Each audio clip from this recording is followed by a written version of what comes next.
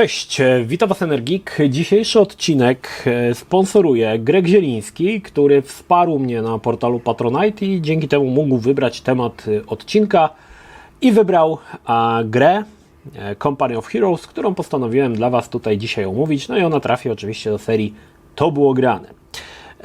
Zacznijmy od tego, od takiej niewielkiej historii RTS-ów, bo w zasadzie odkąd w latach 90. RTS-y były niesamowicie popularne, w zasadzie to było tak, że co miesiąc pojawiały się 2-3 gry tego typu i większość RTS-ów bazowała troszkę na tym samym pomyśle. Wymyślił to tak naprawdę Doom 2, a ugruntował te pomysły Command & Conquer, czyli znacie to doskonale. Budowanie bazy, najpierw zbudowanie bazy, zbieranie surowców, produkowanie jednostek, atak na bazę wroga, bazę przeciwnika. I to doprowadzało to do pewnego problemu, który Westwood wydaje mi się, że był świadom, do prostej taktyki, którą korzystali w zasadzie wszyscy grający w gry RTS, czyli jak najszybsze zbudowanie budynku, który pozwala tworzyć najmocniejsze jednostki, wyprodukowanie ich potworną ilość i wjazd po prostu na bazę wroga. To trochę taka ruska taktyka, czyli taki pancerny walec, żeby się przetoczyć przez bazę przeciwnika, zniszczyć jego command center, zniszczyć zazwyczaj jeszcze budynek, który odpowiada za zbieranie surowców i w zasadzie potem już powolne albo szybkie wyniszczenie wroga, który już w zasadzie nie miał szans obrony. I jeżeli graliście tak w RTS-y, to nie ma się co wstydzić, wszyscy tak grali, ja też tak grałem. I Westwood wydaje mi się, że w pewnym momencie był świadomy tego i już w Red Alert wprowadzał misję, gdzie nie mogliśmy budować jednostek, a mieliśmy jakby gotową pulę jednostek, z którymi musieliśmy dotrwać do końca misji. Słynna misja na przykład tutaj z Tanią, czy tam snajperem, którym mieliśmy w zasadzie tylko jedną postać, żeby przejść całą misję. Oczywiście większość tych RTS-ów, które w tamtym czasie pojawiały, bazowała dokładnie na tym samym pomyśle. RTS-ów była cała masa. Był Dark Earth, Conquest Earth, Crash Kill and Destroy, był StarCraft, Warcraft, Polanie, Command & Conquer, Red Alert. Można by wymieniać i wymieniać, ale wszystkie właśnie bazowały na tym samym, można rzec, pomyśle. Były gry, które jakby próbowały w pewien sposób wyślizgnąć się z tego szufladkowania tych RTS-ów, na przykład Myth the Fallen Lords, w zasadzie gra, która w całości się opierała na tym, że nie budowaliśmy jednostek, tylko mieliśmy te jednostki, które mieliśmy i od naszej pomysłowości zależało, czy będziemy potrafić je wykorzystać w taki sposób, aby misję wygrać. Jeżeli chodzi o Company of Heroes, to była to gra, która działa się w czasie II wojny światowej. Dla gier z gatunku RTS to nie było zbytnio popularne. Większość RTS-ów działa się w jakichś fantastycznych krainach albo w przyszłości. Natomiast po II wojnę światową raczej deweloperzy rzadko się tutaj posilali tymi czasami. Natomiast były takie gry, na przykład Close Combat, które grałem chyba albo w 2, albo w 3 części, gdzie pokazywano właśnie walkę z perspektywy jednostki, czyli pojedynczych żołnierzy. Bardzo fajna gra, ale aczkolwiek dzisiaj mocno archaiczna. I gdy pojawiły się pierwsze zapowiedzi Company of Heroes, to była gra, która zdecydowanie gdzieś tam na moim radarze bardzo szybko się zapaliła czerwona lampka i śledziłem, no i wyczekiwałem, może tak. Zwłaszcza chyba dlatego, że Close Combat mi się bardzo podobał, a tutaj widać było, że to jest troszkę mniej archaiczne niż Close Combat, że gra jakby bierze troszkę więcej z moich ulubionych serii, czyli z Command & Conquer i w zasadzie wrzuca to w czasy II wojny światowej. W 2006 roku gra się pojawiła, nie pamiętam dokładnie jaki miałem komputer, ale pamiętam, że jak pierwszy raz to odpaliłem na pełnych detalach, no to nie działało dobrze. Początek gry to jest samouczek, kiedy uczymy się oczywiście obsługiwać całą kamerę i zarządzanie jednostkami. Mamy taką misję, gdzie zaczyna się przy naszej bazie, tam stoi jakiś jeepek, chodzą ludziki, kamera się oddala. No i właśnie, na początku jak kamera była blisko, przez pół sekundy było ok, ale jak się zaczęło oddalać coraz bardziej, pokazując coraz szerszą perspektywę, no to wtedy pamiętam, że to nie działało mi dobrze, nie działało. Ale byłem tak wtedy nafazowany na tą grę, że zmniejszyłem detale i przemknąłem gorzką pigułę, bo w tamtym czasie to byłem takim typem z gatunku, jeżeli nie działa na pełnych detalach, to ja po prostu nie gram, albo czekam aż będę miał komputer, który podźwignie to na pełnych detalach. Ale pamiętam, że wtedy to był jeden z naprawdę niewielu razy, kiedy przełknąłem gorzką pigułę, zmniejszyłem detale, no i zacząłem grać. Company of Heroes to można powiedzieć, że gra, która opiera się na pewnych założeniach typowych dla strategii czasu rzeczywistego, to znaczy też mamy jednostki, tutaj też mamy surowce, tutaj mamy 3 zasoby ludzkie, paliwo i amunicja, natomiast jest pewna różnica w stosunku do pozostałych gier z gatunku RTS, mianowicie to, że nie ma tutaj jakby pewnego progresu, jeżeli chodzi o jednostki. W każdej grze RTS, pewnie w jaką graliście, to jest tak, że wraz z kolejnymi mapami mamy coraz nowsze budynki, które pozwalają tworzyć coraz to nowsze jednostki i silniejsze jednostki. Tak? No, bo dobrym przykładem jest, nie wiem, StarCraft czy chociażby Command Conquer, tak? Gdzie do tych najsilniejszych jednostek mamy dostęp dopiero w 2 ostatnich misjach. Tak? Company of Heroes troszkę się wymykał tej klasyfikacji i tutaj mieliśmy tak, że jeżeli już mogliśmy zbudować park maszynowy, no to mieliśmy dostęp do w zasadzie wszystkich jednostek, które będą z nami do końca gry. Znaczy nie było to wcale głupie, bo trochę to było też podyktowane jakby historycznymi tutaj przesłankami, że no wiadomo, że na froncie nikt tam nowych broni nie wymyślał, i Amerykanie no, mieli to, z czym wylądowali w Normandii, tak? Także raczej nowych jednostek nie mogli dodawać.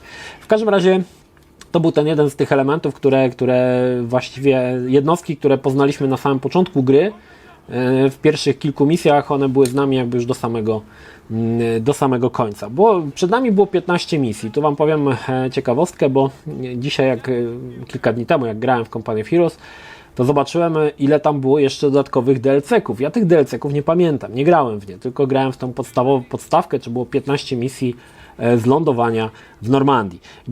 Gdy pierwszy raz ją odpaliłem i przeszedłem ten samouczek do momentu, kiedy można było ruszać kamerą. I pamiętam ten szok, kiedy przybliżyłem pole bitwy na tyle, że na każdym żołnierzu było widać detale, których w żadnej innej grze jeszcze nie było.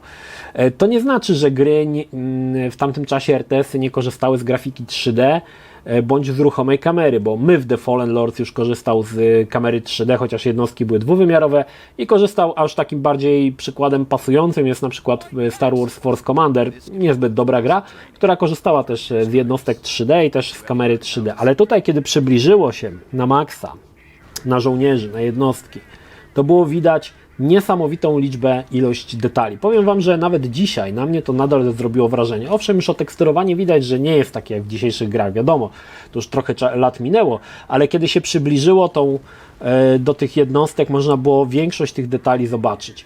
I dla mnie Company of Heroes to było trochę takie połączenie właśnie Call of Duty z Close Combat, bo ci żołnierze byli na tyle fajnie wykonani, że przypominali właśnie postacie z Call of Duty, czy tam z Medal of Honor, kto woli. Twórcy chyba wiedzieli, że te postacie są na tyle dobre, że w zasadzie te figurki, niewielkie figurki, które na przykład w Command Conquer to były postacie składające się z 10 pikseli, a tutaj mieliśmy faktycznie żołnierzy w mundurach, z hełmami, z bronią, to wszystko było widać, tak? To twórcy wiedzieli, że mają bardzo fajne te modele, fajnie przygotowane i one też występowały w cutscenkach w czasie rzeczywistym. Nie jest to popularne, jeżeli chodzi o gry, mówienie o cutscenkach, ale chciałbym się tu na chwilę zatrzymać, bo jest to kilka ciekawych rzeczy. Przede wszystkim właśnie to, że ja zawsze, zauważcie, że wszystkie gry RTS, odkąd zaczęły wychodzić na płytach CD, zawsze miały bardzo dobrze rozwiniętą fabułę poprzez cutscenki. Tak? Rozpoczął to Command Conquer, gdzie tych cutscenki byli z aktorami, ale w każdej grze RTS, o której pomyślicie, zawsze te cutscenki były. No i Company of Heroes nie było tutaj żadną odmianą, też te cutscenki były, tylko właśnie w większości, cutscenki były liczone w czasie rzeczywistym, co było dla mnie w tamtym czasie, w 2006 roku było dość niesamowite, że ci żołnierze, te modele były na tyle dobre, że bez problemu one mogły wystąpić w cutscenkach w czasie rzeczywistym. I tutaj Relic wykorzystał też jeden fajny myk, chyba pierwszy raz coś takiego widziałem. Na samym początku, gdy mamy intro liczone w czasie prerenderowane z ataku czy tam z lądowania w Normandii, mamy coś takiego, że film prerenderowany płynnie przemienia się w filmik liczony w czasie rzeczywistym. Chyba to była pierwsza gra, w której coś takiego zobaczyłem, aczkolwiek kilka gier potem już z tego korzystało, chyba Modern Warfare też, ale pamiętam, że to było dla mnie coś niesamowitego. No w każdym razie, gra idzie jakby śladami Fox Company chyba, tak, czyli 101? Chyba tak, i tam chyba jeszcze jest kampania Able. To jest 29 chyba. W zasadzie, jeżeli oglądaliście kampanię braci Szeregowca Ryana, czy Call of Duty, graliście w Call of Duty, czy w Medal of Honor, no to właśnie gra, czy tam Company of Heroes bardzo silnie korzystało z tych już nakreślonych przez te inne media elementów. Gra pierwsza misja jest oczywiście lądowanie w Normandii. Gdy zagrałem tam pierwszy raz, to zagrałem oczywiście flashbacki z Medal of Honor, ze słynnej misji lądowania w Normandii, która była absolutnie fantastyczna. I tutaj mieliśmy to samo, tylko zobaczone jakby z rzutu izometrycznego, z lotu ptaka, gdzie wydaje mi się, że to było nawet bardziej epickie niż w Medal of Honor, bo tych jednostek było dużo. Faktycznie widać było, że oni tam, ci żołnierze padają, są ranni, podbiegają do nich medycy, ich tam ratują, przeciągają. No to było, słuchajcie, absolutnie niesamowite. Oczywiście to był taki właśnie miałem flashback z pierwszego Medal of Honor. I to właśnie pokazało, że wtedy, w tamtym czasie, pamiętam, ta pierwsza misja sprawiła, że wiedziałem, że Company of Heroes to będzie absolutnie mega gra. I każda kolejna misja faktycznie utwierdzała mnie w tym, że to był naprawdę świetny tytuł. Pewną taką nowością, może nie nowością, ale fajnym elementem było to, że na przykład przeciwnicy mogli budynki, wchodzić do budynków i zajmować te budynki, ostrzeliwać się z budynków, co nie było głupie, ale na przykład jeżeli mieliśmy czołgi, to ten budynek można było zniszczyć. I to nie było tak jak w Command Conquer, tak, że wybuchał, na ziemi pojawiał się tylko tam 2 czarne kółka, że tu stał budynek i nic, tylko tutaj faktycznie ten budynek się zawalał i pozostawały gruzy. To też było jeden z takich elementów, które w Company of Heroes bardzo silnie zapamiętałem, że te elementy właśnie były takie, wszystko było, starało się, pomimo że nie grało się nigdy na przybliżonym maksymalnie kamerze, bo wtedy nic nie było widać, że zazwyczaj się grało na maksymalnym oddaleniu, żeby jak największą ilość pola walki widzieć. I to było właśnie dla mnie fajne, że Relic zadbał o mnóstwo fajnych detali, które dzisiaj grając jakby odkrywałem na nowo. Na przykład to, że żołnierze przestawiający haubicę, żeby strzelała w inną stronę, nie dość, że ją oczywiście łapią za te wystające, nie wiem, płowy czy co, przestawiają, to jeszcze jeden żołnierz podchodzi i dobija nogą, żeby tam te weszły takie kołki, które sprawiały, że ta haubica stała w miejscu, że nie było odrzutu do tyłu. To była głupota, to była taka pierdoła, którą pewnie nikt z Was nie zauważył, albo niewiele osób zauważyło, ale oni właśnie to musieli też w tej grze zamieścić, żeby to było zgodne z rzeczywistością. Pamiętam, że tych detali było mnóstwo i ja uwielbiałem właśnie patrzeć na to, na te małe figurki, które wykonują tyle niesamowitych detali. Jednym z, tak jak mówiłem na początku, tym elementem takim podstawowym było to, że w grach RTS, że budowaliśmy całą masę jednostek i robiliśmy atak na przeciwnika, czy tam na jego bazę. I Company of Heroes troszkę się z tego wymykał. Przede wszystkim rzadko było tak, że mogliśmy sobie zbudować, nie wiem, 50 czołgów.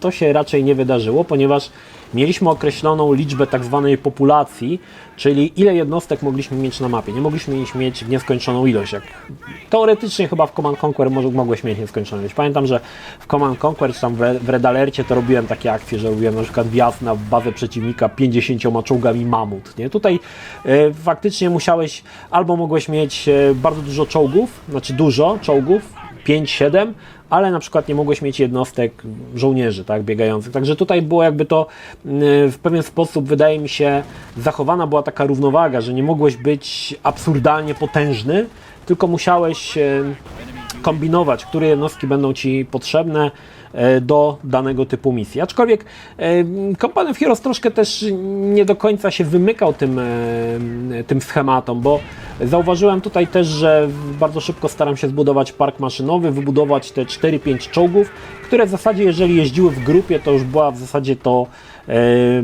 taka no, niepokonana, można powiedzieć, wataha, którą bardzo ciężko było zatrzymać. Dodatkowo, jeżeli za czołgami jeszcze szli inżynierowie, którzy naprawiali te czołgi, bądź wycofywałem zawsze czołgi, które były już zniszczone w jakimś tam stopniu, żeby inżynierowie je naprawiali i potem znowu wypuszczałem. Także pewien element tych schematów z klasycznych RTS-ów wydaje mi się, że został. Natomiast no, tutaj wydaje mi się, że też w Company of Heroes jest o wiele większe znaczenie piechoty. Zawsze w każdych RTS-ach piechota to było mięso armatnie. Pamiętam w Command Conquer to byli żołnierze, którzy po prostu ginęli masowo. Tutaj piechota pełni troszkę inną rolę i tutaj fajnie to Relic też to rozwiązał. Otóż żołnierze mogą przejmować na przykład wrogie działa i oczywiście użyć je na przeciwnikach, co nie jest głupie, bo jeżeli stoi, nie wiem, haubica, to można tą haubicę przejąć, przestawić w drugą stronę i zacząć strzelać. Żołnierze też mogli podnosić broń po przeciwnikach, pancerfausty czy karabiny maszynowe, mogli je rozstawiać, tak? To też było fajne. Mogli zajmować te budynki.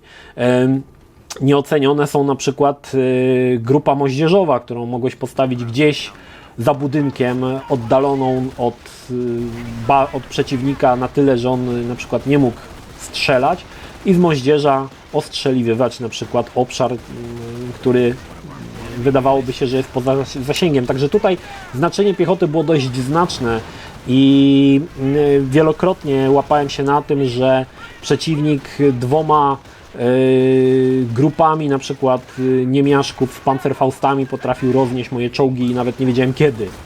Także tutaj bardzo fajnie znaczenie tej piechoty było dosyć duże. Oczywiście jeżeli chodzi o tak jak mówiłem, jednostki, to tutaj cały czas w zasadzie mieliśmy dostęp do tych samych, tam pod koniec no może nie pod koniec, w połowie się pojawiają jakieś nowe jednostki w postaci tych tank killer, czyli tych czołgów, które były przeznaczone do niszczenia mocarnych panter na przykład Niemców, ale to też były takie rzeczy, które raczej tutaj nie były elementem, który mogłeś zbudować. One się pojawiały jakby w misji, albo mogły to być rzeczy, które dostawaliśmy za zgromadzone punkty. No właśnie, tutaj kolejna ciekawa rzecz. Punkty doświadczenia. Gra oferowała coś takiego jak punkty doświadczenia, które mogliśmy w każdej misji przeznaczać na jakieś elementy dodatkowe.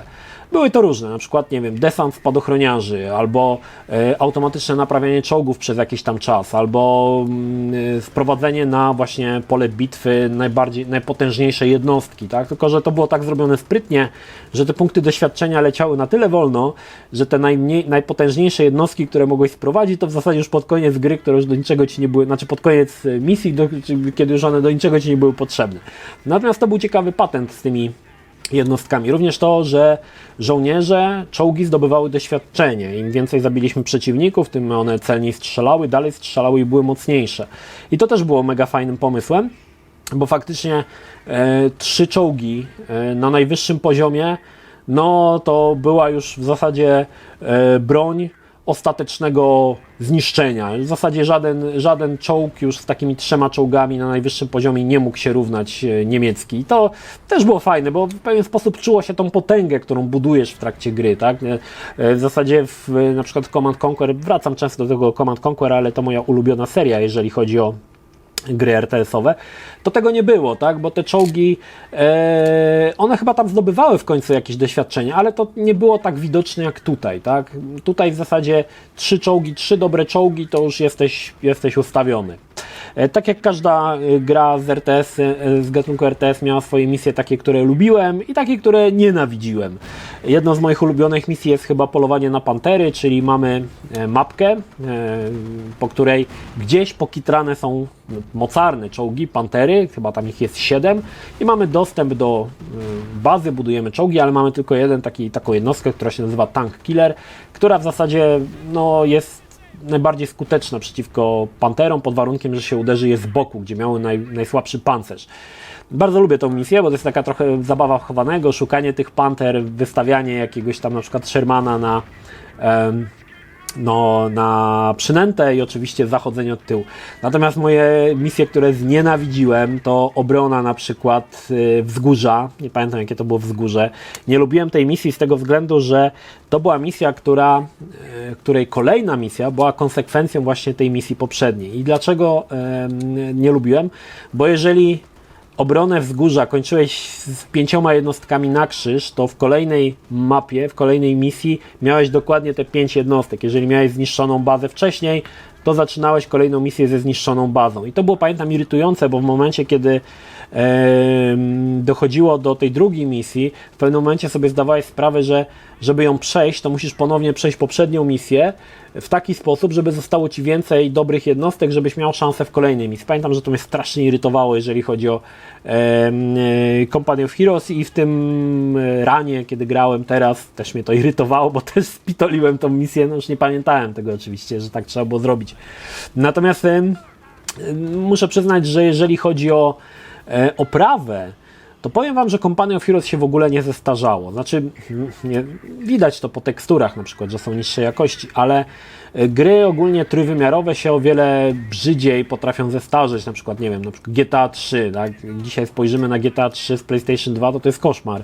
A Company of Heroes tak naprawdę się w ogóle nie zestarzało. Jest nadal, oprawa jest świetna fizyka. Tutaj jeszcze nie powiedziałem, fizyka, kiedy strzelamy w żołnierzy z na przykład czołgu i oni tam fikoły w powietrzu robią albo wylatują w powietrze. To jest niesamowite. Szkoda, że jeszcze nie zrobiono tego, że ciała się rozpadają i krew tryska. To już by była w ogóle bajka. Także gra akurat tak za bardzo się nie zestarzała i pomysły, które zostały tutaj zawarte, wcale nie są dzisiaj archaiczne i nadal uważam, że jest to świetna gra. Jeżeli szukacie dobrych RTS-ów, no to Company of Heroes powinien być tytułem, który powinniście zdecydowanie sprawdzić. Taka mała ciekawostka jeszcze, bo Company of Heroes dodał, oprócz tych DLC-ków z tymi misjami, doczekało się też fajnego dodatku w postaci Opposing Fronts, gdzie sterowaliśmy Niemcami, czyli jakby z drugiej strony barykady. To był fajny pomysł, znaczy nie był to jakiś super ekstra pomysł, nie wiadomo jak wyczesany, bo większość gier, jak na przykład Command Conquer, no to oferowała od razu dwa scenariusze, dobrych i złych, tak? Natomiast tutaj mieliśmy jakby możliwość zagrania tymi złymi, tak? I pamiętam, że też grałem w to też mi się bardzo podobało, aczkolwiek nie tak bardzo jak miałem jakąś taką wewnętrzną niechęć do sterowania niemieszkami, chociaż tam chyba jeszcze byli Brytyjczycy, o ile dobrze pamiętam. Natomiast Command Conquer uważam, że jest naprawdę świetny. Misje są fajnie przemyślane. Nie są to takie typowe misje idź i zniszcz, bo tam trzeba przejmować te posterunki, żeby przejmować kolejny element mapy, zbierać te surowce. Zazwyczaj przeciwnicy nie siedzą tylko w swojej bazie, tylko są rozproszeni po całej mapie, mają pozajmowane budynki, na przykład ze snajperami, którzy od razu koszą tą piechotę. Także to jest, wydaje mi się, bardzo fajny RTS i dzisiaj bawiłem się naprawdę niesamowicie. Nadal mi się te cutscenki podobały, nadal uważam, że jest to bardzo, bardzo dobra gra. Jako ciekawostkę powiem jeszcze, że potem po pierwszej części Company of Heroes pojawiła się jeszcze jedna część, Company of Heroes 2, gdzie sterowało się chyba Rosjanami. Tak, to był rosyjski front. Pamiętam, że grałem w to. Już mi się tak nie podobało jak część pierwsza i chyba tam w ogóle był jakiś, jeżeli chodzi o Company of Heroes, to był też jakiś taki review bombing, o ile dobrze pamiętam, przez Rosjan, tak? Natomiast gra już nie była według mnie tak dobra jak część pierwsza. Nie wiem, może ten rosyjski front nie był dla mnie jakoś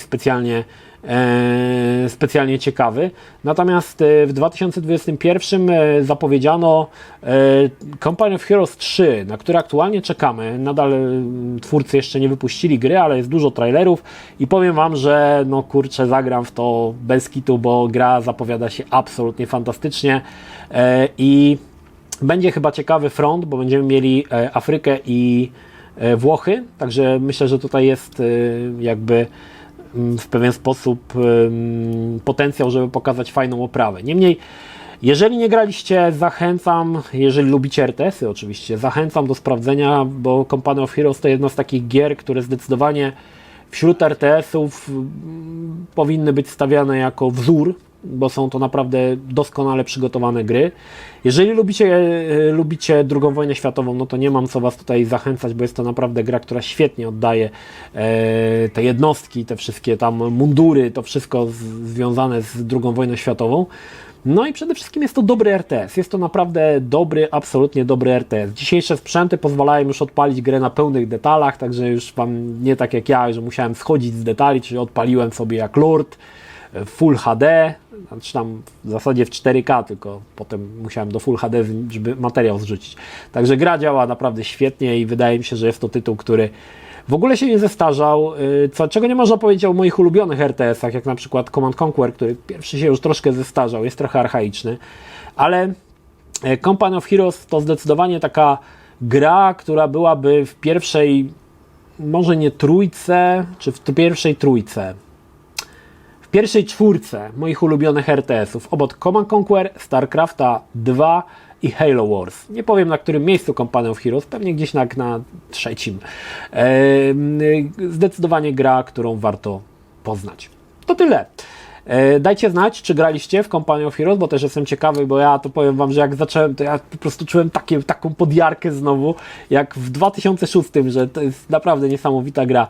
Niewiele tytułów potrafi jakby po latach przynieść taką przyjemność i w pewien sposób taką fascynację i taki entuzjazm podczas grania, właśnie jak miałem tutaj do czynienia z Company of Heroes. A to znaczy, że to jest naprawdę dobry, bardzo dobry tytuł, który pomimo upływu lat wcale się nie starzeje i nadal jest mocarnym tytułem. To tyle. Pozdrawiam Was, Energik. Trzymajcie się. Do następnego. Cześć.